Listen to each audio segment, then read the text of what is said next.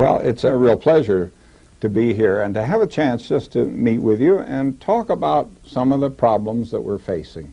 Now, some of these problems are local, some are national, some are global, but they're all tied together.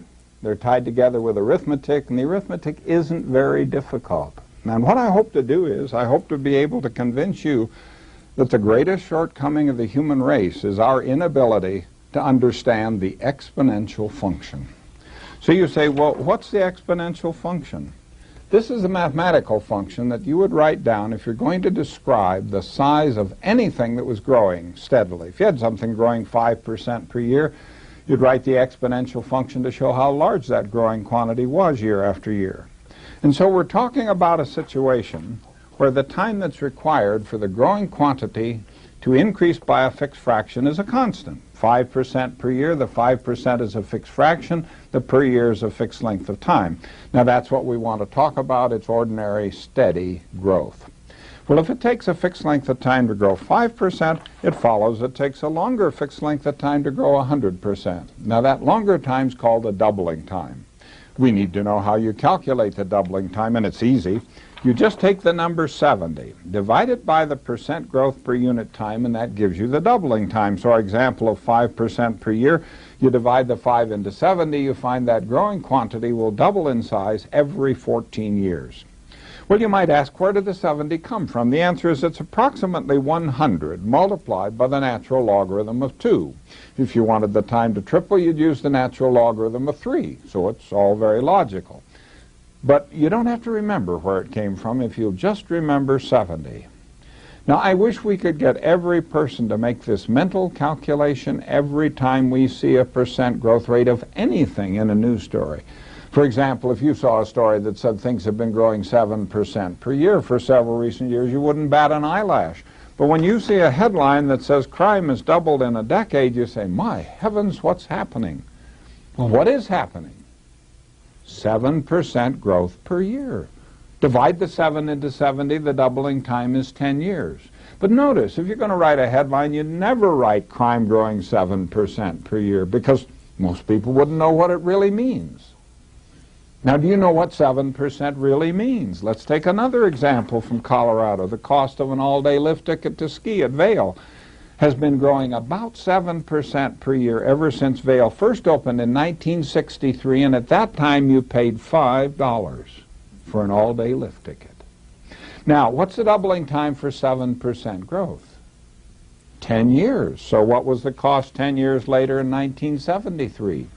10 years later in 1983, 10 years later in 1993. And what do we have to look forward to?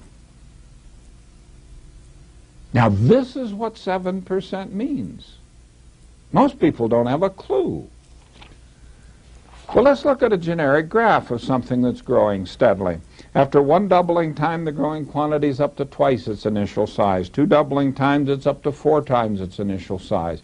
Then it goes to 8, 16, 32, 64, 128, 256, 512. In just 10 doubling times, it's 1,000 times larger than when it started. And you can see, if you tried to make a graph of that on ordinary graph paper, the graph will go right through the ceiling. Now let me give you an example to show the enormous numbers you get with just a modest number of doublings. Legend has it that the game of chess was invented by a mathematician who worked for a king. The king was very pleased. He said, I want to reward you. And the mathematician said, my needs are modest. Please take my new chessboard and on the first square place 1 grain of wheat. On the next square double the 1 to make 2. On the next square double the 2 to make 4. Just keep doubling till you've doubled for every square. That will be an adequate payment. Well, we can guess the king thought, this foolish man. I was ready to give him a real reward. All he asked for is just a few grains of wheat. Well, let's see what's involved in this. We note there are 8 grains on the 4th square. Now, I can get this number 8 by multiplying 3 2's together. It's 2 times 2 times 2. It's 1 2 less than the number of the square.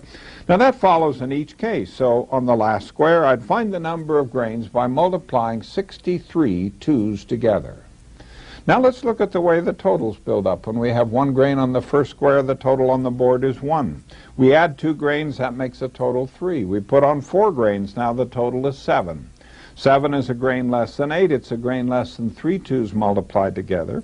15 is a grain less than 4 2's multiplied together. Well, that continues in each case. So when we're done, the total number of grains will be 1 grain less than the number I get multiplying 64 2's together. And my question is, how much wheat is that?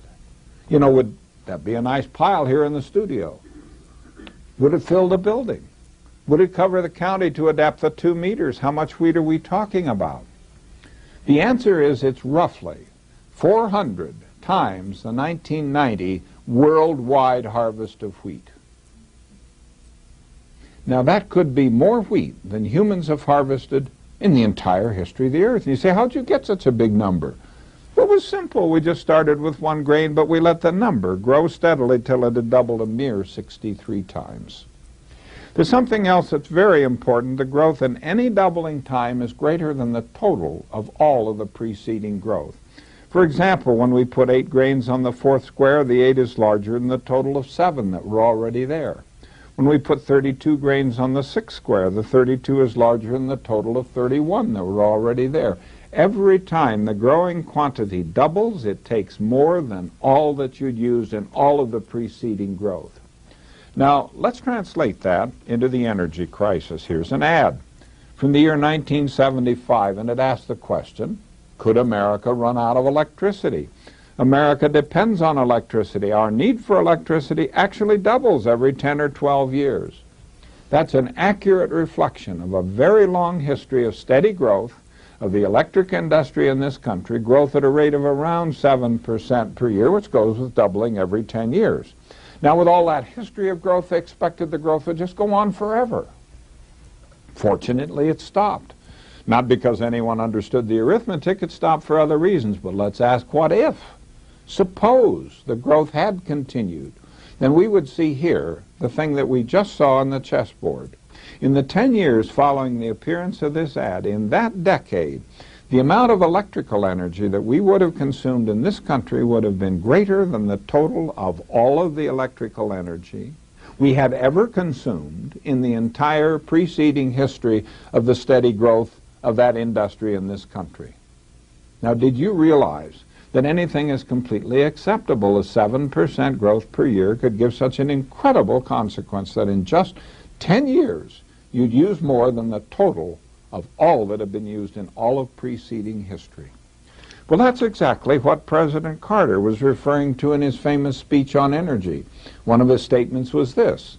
He said, and in each of those decades, more oil was consumed than in all of mankind's previous history. Now, by itself, that's a stunning statement. Now you can understand it.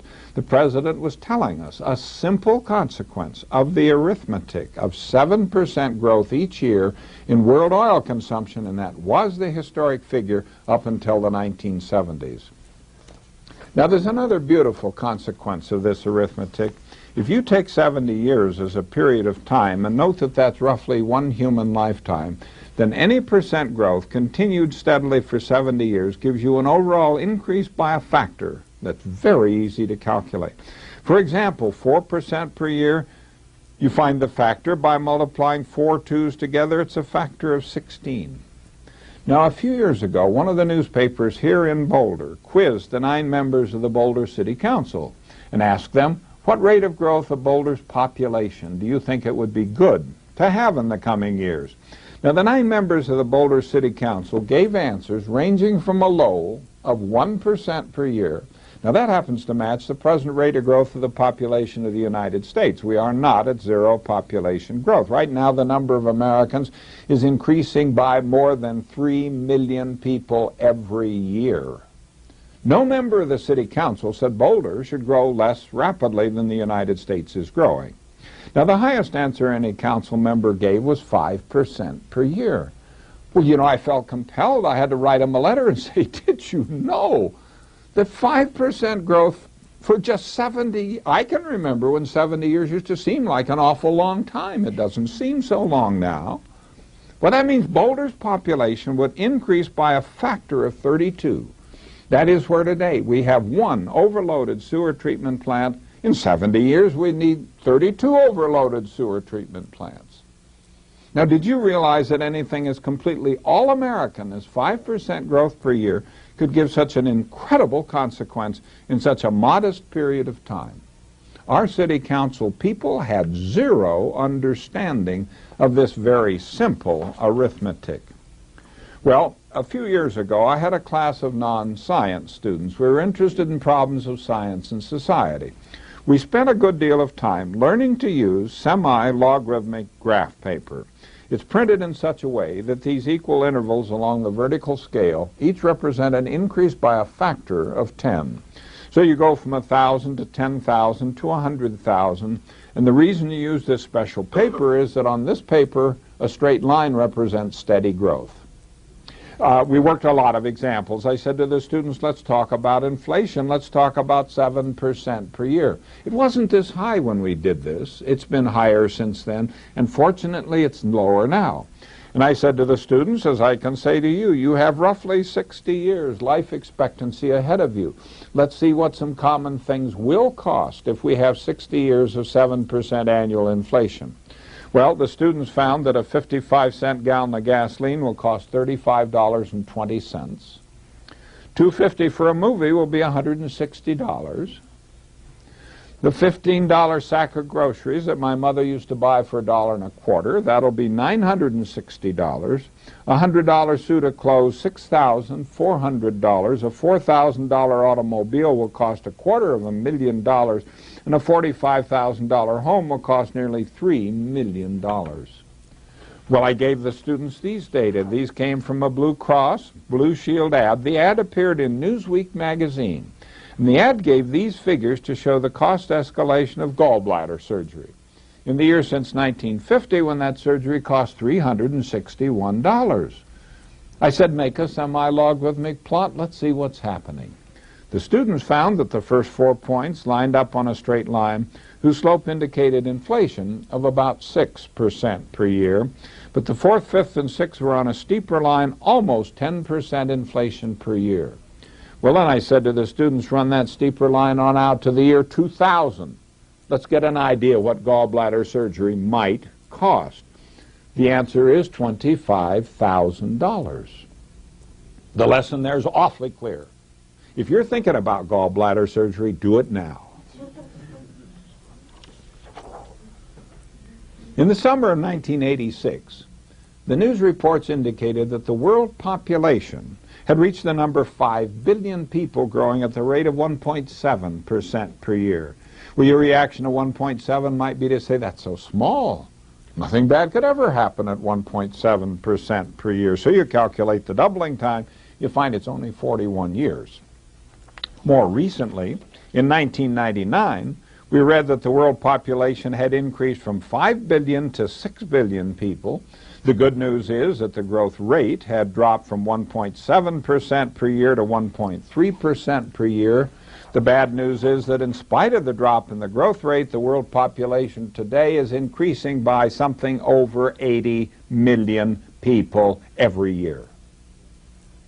Now, if this modest current 1.3% per year could continue, the world population would grow to a density of 1 person per square meter on the dry land surface of the earth in just 780 years, and the mass of people would equal the mass of the earth in just 2,400 years. Now, we can smile at those. We know they couldn't happen.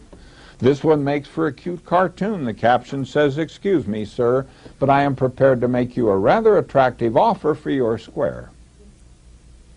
Now, there's a very profound lesson in that cartoon. The lesson is that zero population growth is going to happen. Now, we can debate whether we like zero population growth or don't like it. It's going to happen, whether we debate it or not, whether we like it or not.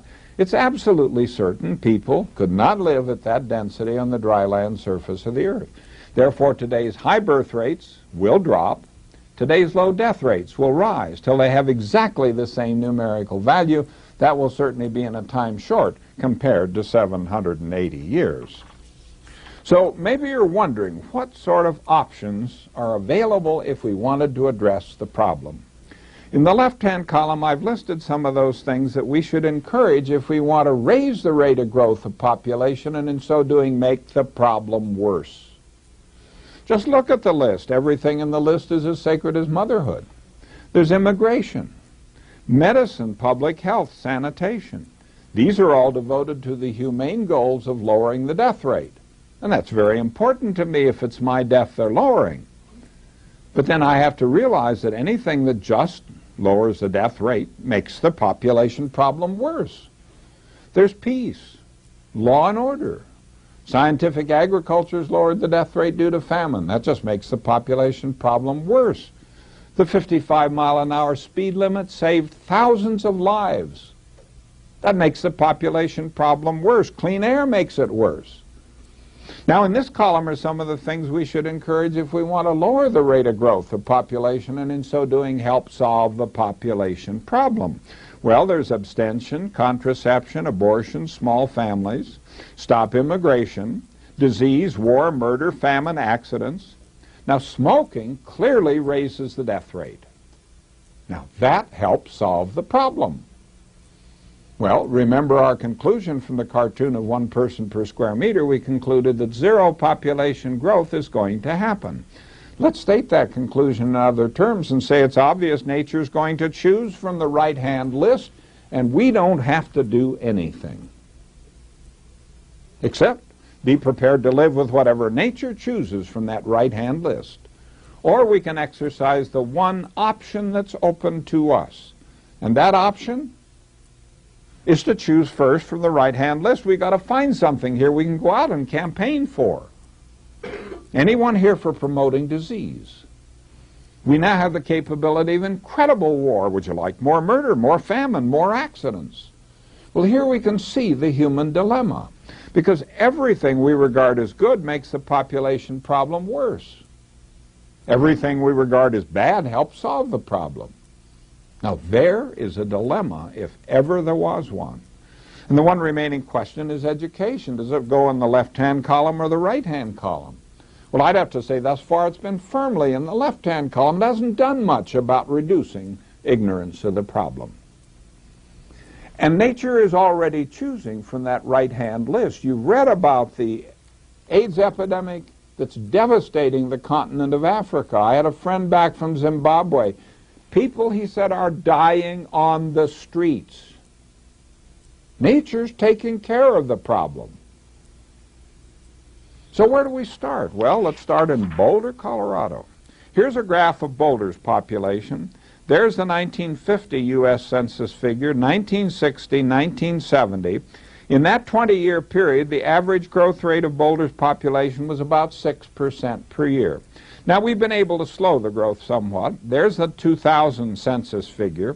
Well, I like to ask the people, let's start with the 2000 census figure, go another 70 years, one more human lifetime, and ask, what rate of growth of Boulder's population would we need in that 70 years so that at the end of 70 years, Boulder's population would equal today's population of your choice of major American cities?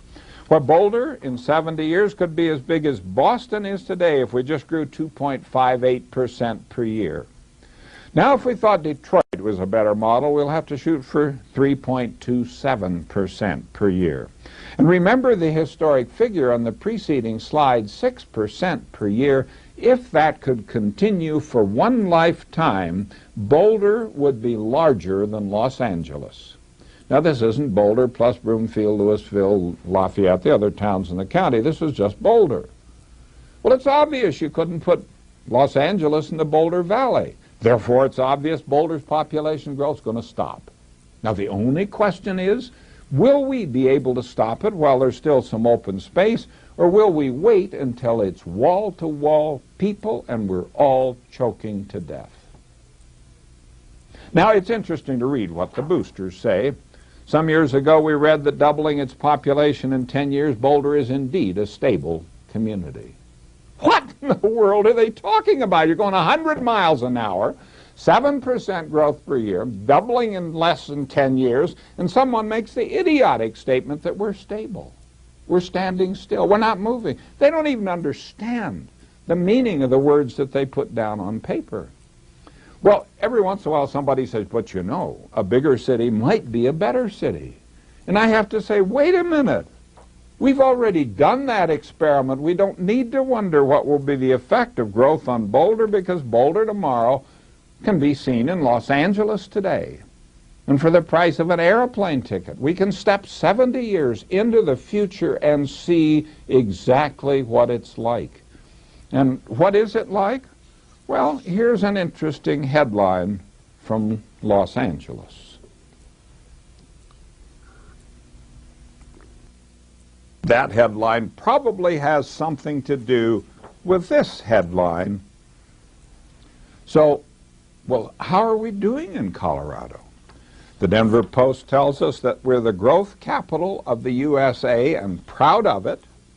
The Rocky Mountain News tells us to expect another 1 million people in the Front Range in the next 20 years. But in the Post there was an interesting story. Someone was quoted as saying Colorado has a 3% growth rate. That's like a third world country with no birth control. We send foreign aid, family planning assistance to countries that have smaller population growth rates than Colorado has. Well, as you can imagine, growth control is very controversial, and I treasure the letter from which these quotations are taken. Now, this letter was written to me by a leading citizen of this community. He's a leading proponent of controlled growth. Now, controlled growth just means growth. This man writes, I take no exception to your arguments regarding exponential growth. I don't believe the exponential argument is valid at the local level. So you see, arithmetic doesn't hold in Boulder. Now I have to admit, that man has a degree from the University of Colorado. It's not a degree in mathematics, in science, or in engineering. Let's look now at what happens when we have this kind of steady growth in a finite environment. Bacteria grow by doubling, and one bacterium divides to become 2, the 2 divide to become 4, the 4 become 8, 16, and so on. Suppose we had bacteria that doubled in number this way every minute. Suppose we put one of these bacteria in an empty bottle at 11 in the morning and then observe that the bottle's full at 12 noon. Now there's our case of just ordinary, steady growth. It has a doubling time of 1 minute. It's in the finite environment of one bottle. I want to ask you 3 questions. Number 1, at what time was the bottle half full? Well, would you believe 11:59, 1 minute before 12, because they double in number every minute.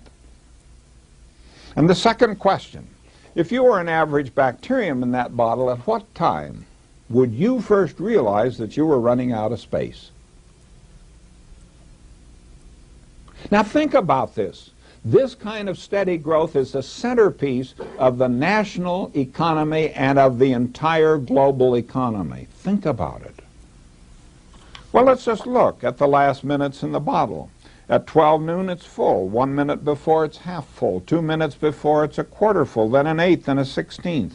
Let me ask you, at 5 minutes before 12, when the bottle's only 3% full and is 97% open space just yearning for development, how many of you would realize there was a problem? Now, in the ongoing controversy over growth in Boulder, someone wrote to the newspaper some years ago and said, look, there isn't any problem with population growth in Boulder because, the writer said, we have 15 times as much open space as we've already used. So let me ask you, what time was it in Boulder when the open space was 15 times the amount of space we'd already used? And the answer is, it was 4 minutes before 12 in Boulder Valley. Well, suppose that at 2 minutes before 12, some of the bacteria realize that they're running out of space, so they launch a great search for new bottles. And they search offshore, on the outer continental shelf, in the overthrust belt, and in the Arctic, and they find 3 new bottles. Now, that is a colossal discovery. That discovery is 3 times the amount of resource they ever knew about before. They now have 4 bottles. Before the discovery, there was only 1. Now, surely, this will give them a sustainable society, won't it? Well, you know what the third question is. How long can the growth continue as a result of this magnificent discovery? Well, let's look at the score. At 12 noon, 1 bottle's filled, there are 3 to go. 12:01, 2 bottles are filled, there are 2 to go. And at 12:02, all 4 are filled, and that's the end of the line. Now, you don't need any more arithmetic than this to evaluate the absolutely contradictory statements we've all heard and read from experts who tell us in one breath we can go on, increasing our rates of consumption of fossil fuels. In the next breath they say, but don't worry, we'll always be able to make the discoveries of new resources that we need to meet the requirements of that growth. Well, some years ago in Washington, our Energy Secretary observed that in the energy crisis, we have a classic case of exponential growth against a finite source. So let's look at some of these finite sources. From the work of the late Dr. M. King Hubbard, we have here his semi-logarithmic plot of world oil production. The line's been approximately straight for over 100 years, clear up here to the year 1970. Average growth rate, very close to 7% per year. So it's logical to ask, well, how much longer could that 7% continue? Well, that's answered by the numbers in this table. In the top line, the numbers tell us that in the year 1973, world oil production was 20 billion barrels. The total production in all of history, including that 20, was 300 billion. The remaining reserves, 1,700 billion. Now, those are data. The rest of this table is just calculated out. Assume that the historic 7% growth continued steadily each year following 1973, exactly as it had been for the preceding 100 years. Now, in fact, the growth stopped. Not because of the arithmetic, it stopped because OPEC raised their oil prices. So we're asking, what if? Suppose the growth had continued. Let's go back to the year 1981. By 1981, on the 7% curve, the total usage in all of history would add up to 500 billion barrels, the remaining reserves 1,500 billion. The reserves at that point are 3 times the total of all that have been used in all of history. That's an enormous reserve. But what time is it when the remaining reserve is 3 times the total of all you've used in all of history? And the answer is 2 minutes before 12. Well, we know for 7% growth, the doubling time is 10 years. We go from 1981 to 1991. By 1991, on the 7% curve, the total usage in all of history would add up to 1,000 billion barrels. There'd be 1,000 billion left. At that point, the remaining oil would be equal in quantity to the total of all that we had used in something like 130 years of the oil industry on this earth. By most measures, you'd say that is an enormous remaining reserve. But what time is it when the remaining reserve is equal to all that you've used in all of history? And the answer is it's 1 minute before 12. So we go one more decade to the turn of the century. That's like right now. That's when 7% would finish using up the oil reserves of the earth. Now let's look at this in a very nice graphical way. Suppose the area of this tiny rectangle represents all the oil we used on this earth before 1940. Then in the decade of the 40s, we used this much. That's equal to the total of all that have been used in all of history. In the decade of the 50s, we used this much. That's equal to the total of all that have been used in all of history. In the decade of the 60s, we used this much, and again, that's equal to the total of all the preceding usage. Now, here we see graphically what President Carter told us. Now, if that 7% had continued through the 70s, 80s, and 90s, there's what we need. But that's all the oil there is. Now, there's a widely held belief that if you throw enough money at holes in the ground, oil is sure to come up. Well, there will be discoveries in new oil. There may be major discoveries, but look, we have to discover this much new oil if we would have that 7% growth continue 10 more years. Well, ask yourself, what do you think is the chance that oil discovered after the close of our class today will be in an amount equal to the total of all that we've known about in all of history? And then realize if all that new oil could be found, that would be sufficient to let the historic 7% growth continue 10 more years. Well, it's interesting to read what the experts say. Here's an interview in Time magazine with one of the most widely quoted oil experts in all of Texas. They ask him, but haven't many of our bigger fields been drilled nearly dry? He responds saying there's still as much oil to be found in the U.S. as has ever been produced. Now let's assume he's right. What time is it? And the answer is it's 1 minute before 12. I've read several things this guy's written. I don't think he has any understanding of this very simple arithmetic. Well, in the crisis back in the 70s, ads such as this appeared. This is from the American Electric Power Company. It was a bit reassuring, sort of saying, now don't worry too much, because we're sitting on half of the world's known supply of coal, enough for over 500 years. Now, where did that 500-year figure come from? Well, it may have had its origin in this report to the Committee on Interior and Insular Affairs of the United States Senate, because in that report we find this sentence. At current levels of output and recovery, these American coal reserves can be expected to last more than 500 years. There is one of the most dangerous statements in the literature. It's dangerous because it's true. But it isn't the truth that makes it dangerous. The danger lies in the fact that people take the sentence apart. They just say coal will last 500 years. They forget the caveat with which the sentence started. And what were those opening words?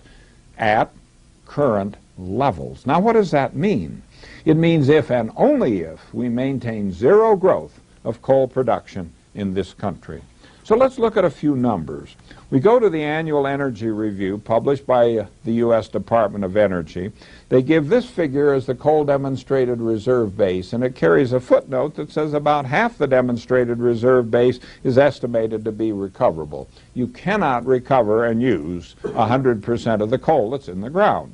So this number is half of this number, and we'll come back to those in just a moment. Now, the report also tells us that in the year 1971, we were mining coal in this country at this rate. 20 years later, 1991, we were mining at this rate. Put those numbers together, and the average growth rate of coal production in those 20 years was 2.86% per year. And so we have to ask, well, how long could a resource last if you had steady growth in the rate of consumption till the last bit of it was used? Well, I'll just show you that equation. For the expiration time, I'll tell you, it takes first-year college calculus to derive that equation, so it can't be very difficult. You know, I have the feeling there must be dozens of people in this country who have had first-year college calculus. But let me suggest, I think that equation's probably the best-kept scientific secret of the century. Now, let me show you why. If you use that equation to calculate the life expectancy of the reserve base, or of the 1/2 the reserve base that's estimated to be recoverable, for different steady rates of growth, you find if the growth rate is 0, the small estimate would go about 240 years. The large one would go close to 500 years. So that report to the Congress was correct. But look what we get when we plug in steady growth. Back in the 1970s, we had national goal of achieving 8% per year growth rate in coal production in the United States. If that could be achieved and continued, coal would last between 37 and 46 years. President Carter cut that goal roughly in half, hoping to reach 4% per year. If that could continue, coal would last between 59 and 75 years. Here's that 2.86 that we just saw, the average for a recent 20-year period. If that could continue, coal would run out between 72 and 94 years. That's within the life expectancy of children born today. The only way we're going to get anywhere near this widely quoted 500-year figure is to do simultaneously two highly improbable things. Number one, we've got to figure out how to use 100% of the coal that's in the ground. Number two, we've got to figure out how to have 500 years of zero growth of coal production. Now, these are simple facts. Just look at those numbers. I got a report recently from the coal fields of Kentucky, West Virginia, Virginia, these giant bituminous coal fields that supply a large fraction of the electricity in the eastern United States. They estimate that maybe they have another 30 years of coal mining before it will become uneconomical to mine there. And then what will we do when we want to switch on the lights?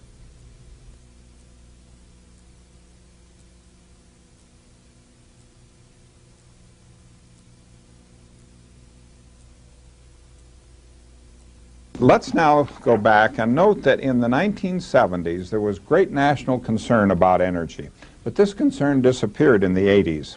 Now, the concerns about energy in the 70s prompted experts, journalists, and scientists to assure the American people that there was no reason to be concerned. So let's go back now and look at some of those assurances from the 70s so we can see what to expect as the energy crisis returns. Here is the director of the Energy Division of the Oak Ridge National Laboratories. He's telling us how expensive it is to import oil, telling us we must have big increases in our use of coal. Under these conditions, he estimates America's coal reserves are so huge they could last a minimum of 300 years, probably a maximum of 1,000 years. Now, you've just seen the facts. Now you see what an expert tells us, and what can you conclude? There was a 3-hour television special on CBS on energy. The reporter said by the lowest estimate, we have enough coal for 200 years, but the highest enough for more than 1,000 years. You've just seen the facts. Now you see what a journalist tells us after careful study. And what can you conclude? In the Journal of Chemical Education, on the page for high school chemistry teachers, an article written by the scientific staff of the journal, we read that our proved coal reserves are enormous, and they give a figure. These could satisfy present U.S. energy needs for nearly 1,000 years. Let's do long division. You take the coal they say is there, divide by what was then the current rate of consumption, and you get 180 years. Now, they didn't say current rate of consumption. They said present U.S. energy needs. Coal today supplies about 1/5, around 20% of the energy that we use in this country. So if you'd like to calculate how long this quantity of coal could satisfy present U.S. energy needs, you have to multiply this denominator by 5. When you do that, you get 36 years. They said nearly 1,000 years. Newsweek magazine, in a cover story on energy, said at present rates of consumption, we have enough coal for 666.5 years. And the 0.5 means they think it'll run out in July instead of January. Now, if you round that off and say roughly 600 years, 600 is close enough to 500 to lie within the uncertainty of our knowledge of the size of the resource. So with that observation, that is a correct statement. At present rates, meaning zero growth, we have enough coal for around 600 years. The whole point of the story that this led into was that we have to have rapid growth in coal consumption in the United States. Now, it's obvious, isn't it? If you have the growth they're writing about, it won't last as long as they said it would last with zero growth. They never mentioned this. I wrote them a long letter, told them I thought this was a serious misrepresentation, to give the readers the feeling that we can have all the growth that they're writing about and still have coal around for 650 years. I got back a nice form letter. It had nothing to do with what I'd tried to explain to them. I gave this talk at a high school in Omaha, and after the talk, the high school physics teacher came to me, and he had a booklet. He said, have you seen this? I hadn't seen it. He said, look at this. We've got coal coming out of our ears. As reported by Forbes magazine, now that's a prominent business magazine, the United States has 437 billion tons of known coal reserves. That is a good figure. This is equivalent to a lot of BTUs, or it's enough energy to keep 100 million large electric generating plants going for the next 800 years or so. Now, the teacher said to me, how can that be true? That's one large electric generating plant for every 2 people in the United States. I said, of course it can't be true. It's absolute nonsense. Let's do long division to see how crazy it is. So you take the coal they say is there, divide by what was then the current rate of consumption, you find you couldn't keep that rate up for 800 years. We hardly have 500 large electric generating plants. They said it would be good for 100 million such plants. Time magazine tells us that beneath the pits heads of Appalachia and the Ohio Valley, and under the sprawling strip mines of the West, lie coal seams rich enough to meet the country's power needs for centuries, no matter how much energy consumption may grow. And so I give you a very fundamental observation. Don't believe any prediction of the life expectancy of a non-renewable resource until you have confirmed the prediction by repeating the calculation. As a corollary, we have to note that the more optimistic the prediction, the greater is the probability that it's based on faulty arithmetic or on no arithmetic at all. Again, from Time magazine, energy industries agree that to achieve some form of energy self-sufficiency, the U.S. must mine all the coal that it can. Now think about that for just a moment. Let me paraphrase it. The more rapidly we consume our resources, the more self-sufficient we'll be. Now, isn't that what it says? Well, David Brower called this the policy of strength through exhaustion. Now, here's an example of strength through exhaustion.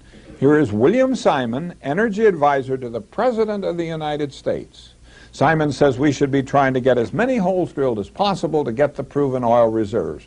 The more rapidly we can get the last of that oil up out of the ground and finish using it, the better off we'll be.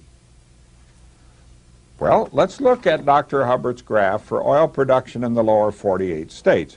There was a long period of approximately steady growth indicated by this straight line on the semi-logarithmic plot.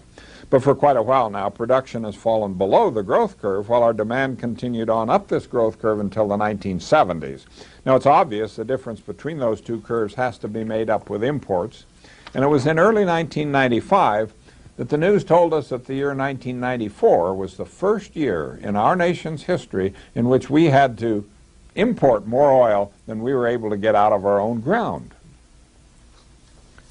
Well, maybe you're wondering, does it make any sense to imagine that we could have steady growth in the rate of consumption of a resource till the last bit of it was used and then the rate of consumption would plunge abruptly to zero? I say no, that does not make sense. You say, all right, why bother us then with the calculation of this expiration time? My answer is this: every segment of our society, our business leaders, government leaders, political leaders, the local level, state level, national level, everyone aspires to maintain a society in which all measures of material consumption continue to grow steadily, year after year after year, world without end. Now, since that's so central to everything we do, we ought to know where it would lead. On the other hand, we should recognize there is a better model. We turn again to the work of the late Dr. Hubbard. He has plotted the rate of consumption of resources that have already expired. He finds, yes, there is an early period of steady growth in the rate of consumption, but then the rate goes through a maximum and comes back down in a nice symmetric bell-shaped curve. And when he fitted this curve to the data on U.S. oil production back in the 1970s, he found that at that point we were right about there. We were one halfway through that enormous resource.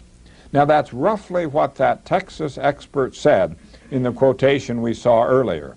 Now let's see what it means. It means that from now on, domestic oil production can only go downhill, and it's downhill all the rest of the way. And it doesn't matter what they say inside the Beltway in Washington, D.C. Now, it means we could work hard and put some bumps on the downhill side of the curve. You'll see there are bumps on the uphill side. The debate is heating up over drilling in the Arctic Wildlife Refuge. I've seen the estimate that they might find 3.2 billion barrels of oil up there. 3.2 billion is the area of that little tiny square. That's less than 1 year's consumption in the United States. Now, let's look at the curve in this way. The area under the entire curve represents the entire resource of U.S. petroleum before any of it was used. Now, that area has been divided here into three parts. Unshaded on the left, that's the oil we've taken from the ground. We've used it, it's gone. This vertical shaded band, that's the oil we've drilled into. We've found it, we're pumping on it today. Shaded in green on the right is the undiscovered oil. We have very good ways now of estimating how much oil remains undiscovered. This is the undiscovered oil. This is the oil we're looking for in all those places where drilling is going on. This is the oil we've got to find if we're going to make it down the curve on schedule. Now, every once in a while someone reminds me that 100 years ago someone did a calculation and predicted that the U.S. would be out of oil perhaps in 25 years. We obviously were not. The calculation must have been wrong. Therefore, of course, all calculations are wrong. Well, now let's understand what they did 100 years ago. This band of discovered oil 100 years ago was way over in here someplace. At that point, they had no idea how much oil was undiscovered. So they just took the discovered oil, divided by how rapidly it was then being consumed, come up with 25 years. Now, it's clear you have to make a new calculation every time you make a new discovery. We're not asking today how long will the discovered oil last. We're asking about the discovered and the undiscovered. We're now asking about the rest of the oil. And what does the Geological Survey tell us? Back in 1984, they said that the estimated supply in the U.S. from undiscovered resources and demonstrated reserves is 36 years at present rates of production, or 19 years in the absence of imports. 5 years later, in 1989, that 36 years is down to 32 years. The 19 years is down to 16 years. So the numbers are holding together as we march down the right-hand side of the Hubbard curve. So maybe you're wondering, well, why didn't somebody tell us this? It was back in 1956. Dr. Hubbard addressed a convention of petroleum geologists and engineers. He told them that his calculations led him to conclude that the peaks of U.S. oil and gas production that you just saw can be expected to occur between 1966 and 1971. No one took him seriously. So let's see what's happened. The data here are from the Department of Energy. So this is U.S. oil production. We see a long period of approximately steady growth. Here's the year 1956 when Dr. Hubbard did his analysis, and he said at that time that the peak would occur between 1966 and 1971. Well, the peak occurred in 1970. It was followed by a very rapid decline. Then the Alaska pipeline started delivering its first oil, and there was a partial recovery. That production has now peaked, and everything's going downhill in unison. And when I go to a spreadsheet on my computer at home, and I find the parameters of the curve that is the best fit to these scattered U.S. data, from that best fit curve, it looks to me as though we have consumed 3/4 of the recoverable oil that was ever in our ground, and we're now coasting downhill on that last 25% of the oil. Well, we have to ask, what's the Department of Energy doing about this? And here in 1998, we read about a new comprehensive national energy strategy, a set of policy goals that include halting the slide in U.S. oil production by the year 2005. Now ask yourself, what do you think is the chance that we can do anything more than put a little bump on the downhill side of the curve? Well, what does this mean? Let's look at the definition of modern agriculture. It's the use of land to convert petroleum into food. And we can see the end of the petroleum. Well, we have to ask about world petroleum. And in 1972, Dr. Hubbard produced this curve, and he suggested that he thought the peak of world production would occur around 1995. So we have to go to the data and see what has happened. Here, again, from our Department of Energy, but this now is world oil production, and we can see a long period of steady growth of oil production. There was quite a major drop right there. Then there was a recovery, then is simply an enormous drop, and a partial recovery here. So it's clear we're not yet over the peak. Each of those drops that you saw there was due to a price hike from OPEC. And I think that those drops in delaying the arrival of the peak are the reason for the fact that the peak will occur later than Dr. Hubbard had projected it to be. Well, I go back to my spreadsheet on my computer at home, and now in addition to just fitting the curve, since the curve has not started down, I can't get a very good fit for the curve for the area under the curve. But what I have to do then is to go to the geology literature and find out what is the consensus figure among geologists as to the total amount of oil we'll ever find on this earth. Well, this consensus figure is 2,000 billion barrels.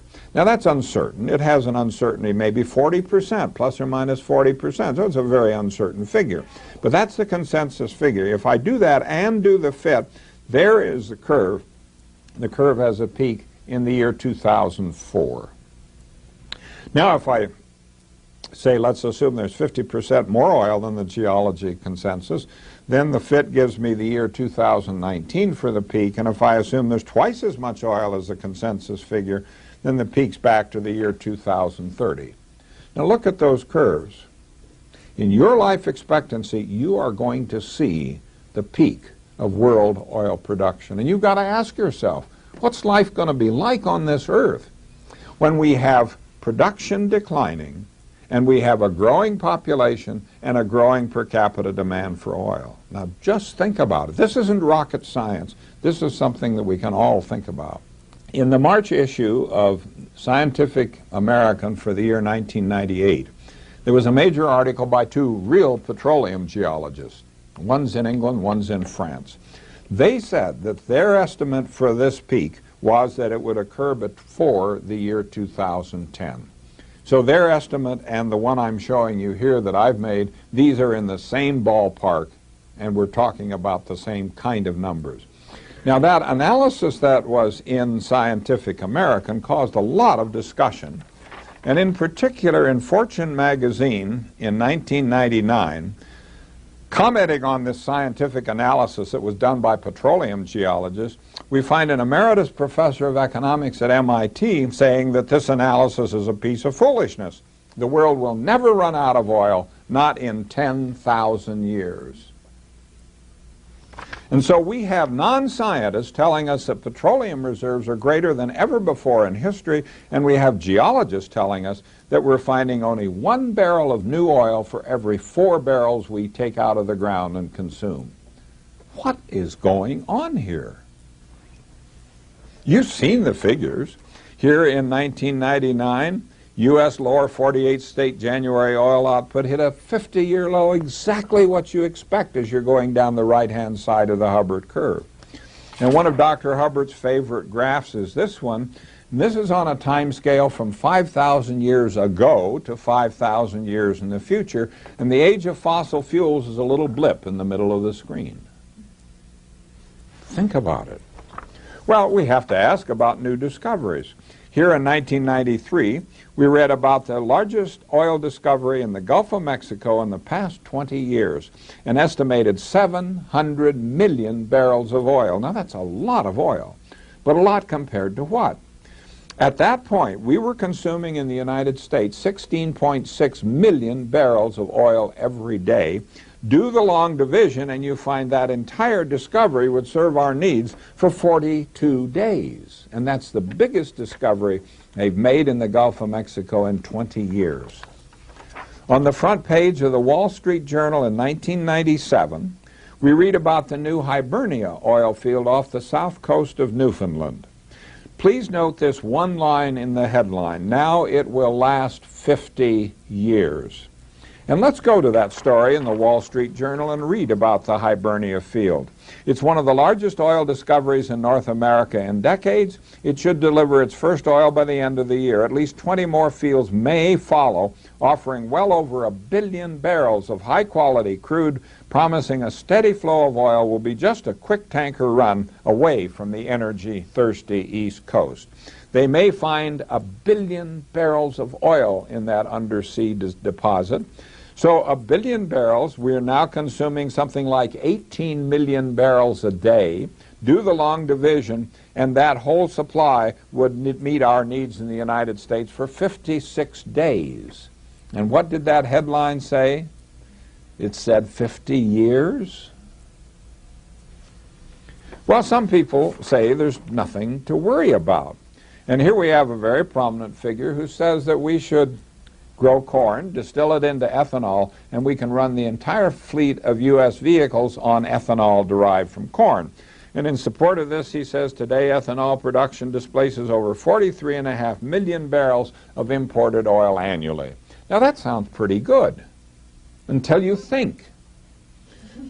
Now the first thing that you have to do is to ask, okay, 43.5 million, what fraction is that of the annual consumption of petroleum in vehicles in the United States? And the answer is it's 1%. You'd have to multiply corn production devoted to ethanol by a factor of 100 just to make the numbers come out right. And I've seen the suggestion that that would take all of the agricultural land in the United States.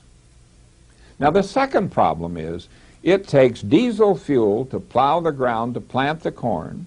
It takes fossil fuels to make the fertilizer to make the corn grow. It takes more diesel fuel to tend the corn and to harvest the corn. It takes more energy to do the distillation. You finally get a gallon of ethanol. You will be lucky if there's as much energy in the gallon of ethanol as it took to produce it. It's a loser.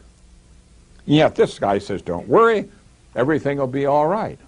Well, there's a lesson here, and the lesson is that we cannot let other people do our thinking for us. Let's take another look at world oil production. Now the graph here is slightly different from the one I showed earlier. What I'm showing here is per capita production of oil, which means that at every point I take the world production divided by the world population that year. Now the scale here on the vertical axis is liters per person each day. There's the number 2. Now 2 liters a person a day. 2 liters is about half a gallon. Now notice that the peak occurred in the 1970s, and it's been going downhill, and in the 1970s it was a little over 2 liters a person a day, and now it's down to about 1.7 liters per person each day. So we can say with confidence that any day that any one of us uses more than 1.7 liters of petroleum, directly or indirectly, we're using more than our share. Now, what's the average consumption in the United States? And the answer is it's up around 8 liters a person a day. So think about the inequity that's represented there. Now, there's something even more important in this graph. That peak in the 1970s, I think that historians in the future will look back at this peak and say that was a major turning point in all of human history.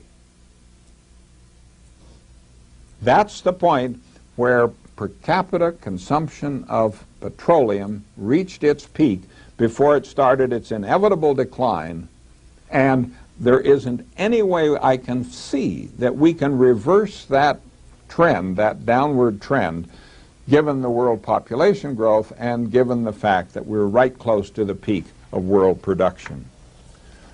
Well, Dr. Hubbard addressed a committee of the Congress. He told them that the exponential phase of the industrial growth, which has dominated human activities during the last couple of centuries, is now drawing to a close. Yet during the last 2 centuries of unbroken industrial growth, we have evolved what amounts to an exponential growth culture. I would say it's more than a culture, it's our national religion, because we worship growth. Pick up any newspaper, you'll see headlines such as this: state forecast robust growth. Have you ever heard of a physician diagnosing a cancer in the patient and telling the patient you have a robust cancer? We had Americans being killed in the Gulf War. What's this person worried about? He doesn't care about people. He doesn't care about people being killed. All he's worried about is, oh, the Gulf situation may hurt Colorado's growth. Now, this incredible addiction is not limited to the United States. The Wall Street Journal tells us that the Japanese are so accustomed to growth that economists in Tokyo usually speak of a recession as any time the growth rate dips below 3% per year. So what do we do? In the words of Winston Churchill, sometimes we have to do what is required. We must educate all of our people to an understanding of the arithmetic and the consequences of growth, especially in terms of populations and in terms of the Earth's finite resources. We must educate people to recognize the fact that growth of populations and growth of rates of consumption of resources cannot be sustained. Now, the world is full of people who are yakking about sustainability. Now, some of them are doing serious good things, like trying to reduce energy consumption and things like this. Some of them are just trying to attack the word sustainability onto whatever they're doing, whether it's sustainable or not. We've got to understand the first law of sustainability, and it follows directly from what I've just been talking about. The first law of sustainability is this: population growth and or growth in the rates of consumption of resources cannot be sustained. Now, this follows from the arithmetic of steady growth that we've spent time developing. So this isn't an opinion. Opinions are debatable. This is fact. There's nothing here to debate. You cannot sustain population growth. You cannot sustain growth in the rates of consumption of resources. And so it's intellectually dishonest to talk about sustainability without stressing the obvious fact that stopping population growth is a necessary condition for sustainability. Now, it's not sufficient. Stopping population growth in itself is not sufficient, but there's no way you can have sustainability if you don't stop population growth. We need to educate people to see the need to examine carefully the allegations of the technological optimists who assure us that science and technology will always be able to solve all of our problems of population growth, food, energy, and resources. Now, chief among these optimists was the late Dr. Julian Simon, formerly professor of economics and business administration at the University of Illinois and later at the University of Maryland. With regard to copper, Simon has written that we will never run out of copper because copper can be made from other metals. Well, the letters to the editor jumped all over him, told him about chemistry. He just brushed it off. He said, don't worry. If it's ever important, we'll figure out how to make copper out of other metals. Simon had a book that was published by the Princeton University Press, and in that book he's writing about oil from many sources, including biomass, and he says clearly, there's no meaningful limit to this source except for the sun's energy. He goes on to note, but even if our sun were not so vast as it is, there may well be other suns elsewhere. Simon's right. There are other suns elsewhere. But now the question is, would you base public policy on the belief that if we ever need another sun, we'll figure out how to go get it and haul it back into the solar system? Now don't laugh. For decades before his death, this man was a trusted policy advisor at the very highest levels in Washington, D.C. Here's a quotation from one of his strong supporters. There was a UN report that talked about the possibility of resource collapse because of population growth, and when asked about the report, HUD Secretary Jack Kemp said, nonsense, people are not a drain on the resources of the planet. Malcolm Forbes Jr., editor-in-chief of Forbes magazine, tells us in an editorial that CNN recently ran a silly series purporting to show that the world's in mortal danger because there are too many of us. In the poorer countries, the many mouths mean poverty, and richer countries are wrecking the Earth's atmosphere with pollution. It's all nonsense. Bill Moyers interviewed Isaac Asimov. He asked Asimov, what happens to the idea of the dignity of the human species if this population growth continues? And Asimov says it'll be completely destroyed. I like to use what I call my bathroom metaphor. If two people live in an apartment and the two bathrooms and both have freedom of the bathroom, you can go to the bathroom anytime you want, stay as long as you want for whatever you need, and everyone believes in freedom of the bathroom. It should be right there in the Constitution. But if you have 20 people in the apartment and two bathrooms, then no matter how much every person believes in freedom of the bathroom, there's no such thing. You have to set up times for each person. You have to bang on the door, aren't you through yet, and so on. And Asimov concluded with what I think is one of the most profound observations I've seen in years. Asimov says, in the same way, democracy cannot survive overpopulation. Human dignity cannot survive overpopulation. Convenience and decency cannot survive overpopulation. As you put more and more people into the world, the value of life not only declines, it disappears. It doesn't matter if someone dies. The more people there are, the less one individual matters. Now let me give you two examples of this destruction of democracy by population growth. I joined the faculty here in 1950. At that time, the population of Boulder was about 20,000. There were 9 members of the city council. Today it's approaching 100,000. There are 9 members of the city council. So in a little over 50 years, the number of people per member of the city council has increased by a factor of 5. Democracy in Boulder has declined to 20% of what it was 50 years ago. And the second example has to do with the year 2000 national census. This showed that in the decade of the 90s, the U.S. population increased by about 13%. Now this means every House seat in the House of Representatives now has 13% more constituents on the average than they did 10 years ago. And in the last 1 hour, the world population has increased by about 10,000 people, and the population of the United States in this 1 hour has increased by about 280 people. And we have to ask, why don't more U.S. environmentalists and environmental organizations speak out about the problem of population growth here in the United States? The simple arithmetic makes it absolutely clear that long-term preservation of the environment in the U.S. is impossible in the face of continued U.S. population growth.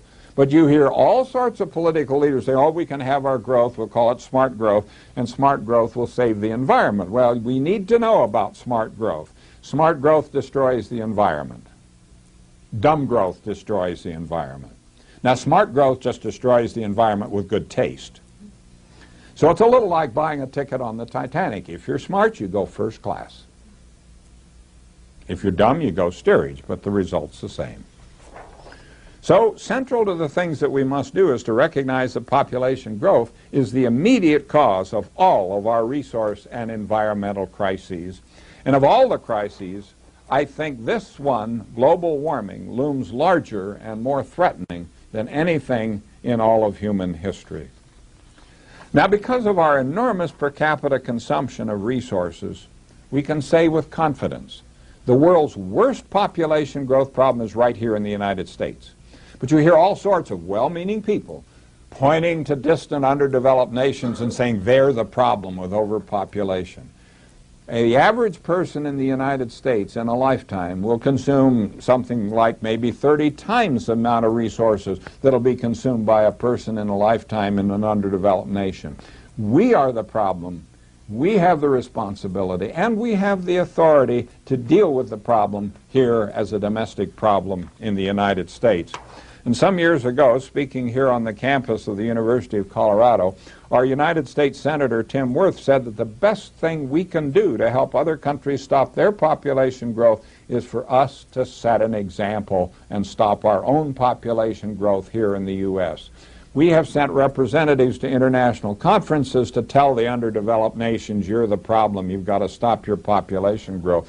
And they just laugh and say, look, you're the problem with all of your high per capita consumption. Now, except for the petroleum graphs, the things I tell you are not predictions of the future. I'm only reporting facts and the results of some very simple arithmetic. But I do this with confidence that these facts, this arithmetic, and more important, our level of understanding of them will play a major role in shaping our future. Now, don't take what I've said blindly or uncritically because of the rhetoric or for any other reason. Please, you check the facts. Please check my arithmetic.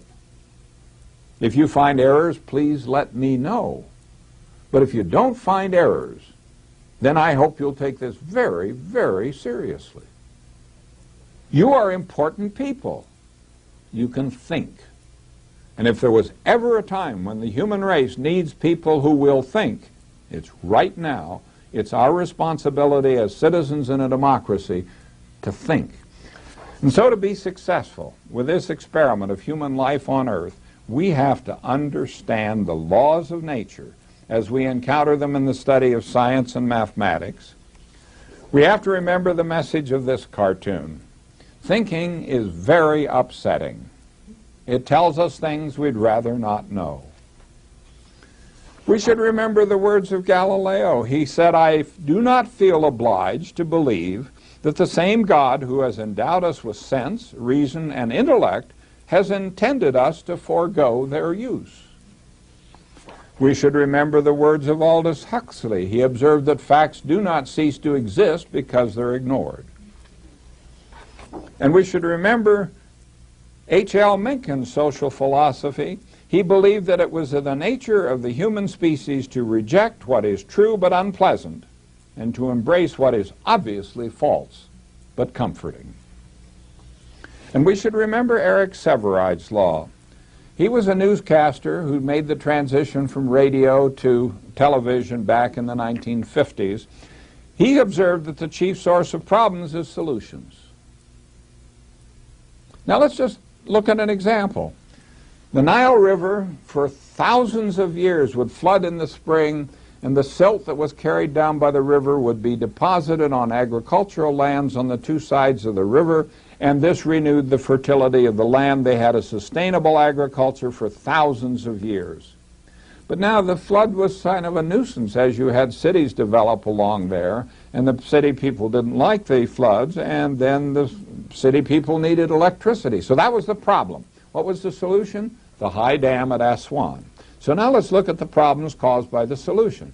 First of all the silt is carried down by the river, is deposited in the reservoir behind the dam. So this means the dam has a lifetime, maybe 100 to 200 years. It certainly is not very long. So it'll be filled, and then there won't be the storage capacity that it was designed to have. The water that's let out from the dam today is very clear water. So this means all of the erosion patterns downstream have changed. It used to be deposit here, pick up there, and so on. Now it's pretty much just picking up because it starts out from the dam as clear water. Down at the delta in Alexandria, where the Nile enters the Mediterranean Sea, they're washing away agricultural land because it's no longer being deposited and the river is just washing it out into the Mediterranean. And it used to be the load of biological nutrients that were brought down in this river all the time supported a major fishery in the eastern Mediterranean. That fishery is in serious decline because the nutrients no longer reach there. And now, in order to have their agriculture, they've got to do irrigation. They've got to buy fertilizer. It takes energy to make the fertilizer, and it could easily be that some of the energy to make the fertilizer comes from the dam. And now there are lots of more agricultural workers wading barefoot in the irrigation ditches, and they're subject to a schistomiasis, which is some kind of a parasite that's carried by things in the water that can get through the skin. And if you're barefoot in the water, why you can get this. Everything went bad because of the solution to the problem. Nobody looked at what the problems would be caused by the solution. This is one of the most important things that we need to remember. Now, here's a challenge. Can you think of any problem on any scale, from microscopic to global, whose long-term solution is in any demonstrable way aided, assisted, or advanced by having larger populations at the local level, at the state level, the national level, or globally? Can you think of anything that will get better if we crowd more people into our communities, into our state, into our nation, or on this earth? Think about it. Will anything get better with increased population? And I like the words of the late Reverend Martin Luther King, Jr. He said, unlike the plagues of the Dark Ages or contemporary diseases, which we do not yet understand, the modern plague of overpopulation is soluble by means we have discovered and with resources we possess. What is lacking is not sufficient knowledge of the solution, but universal consciousness of the gravity of the problem and the education of the billions who are its victims. And so I hope I've made a reasonable case for my opening statement that I believe the greatest shortcoming of the human race is our inability to understand this very simple arithmetic. So I thank you very, very much, and I'd be happy to answer questions.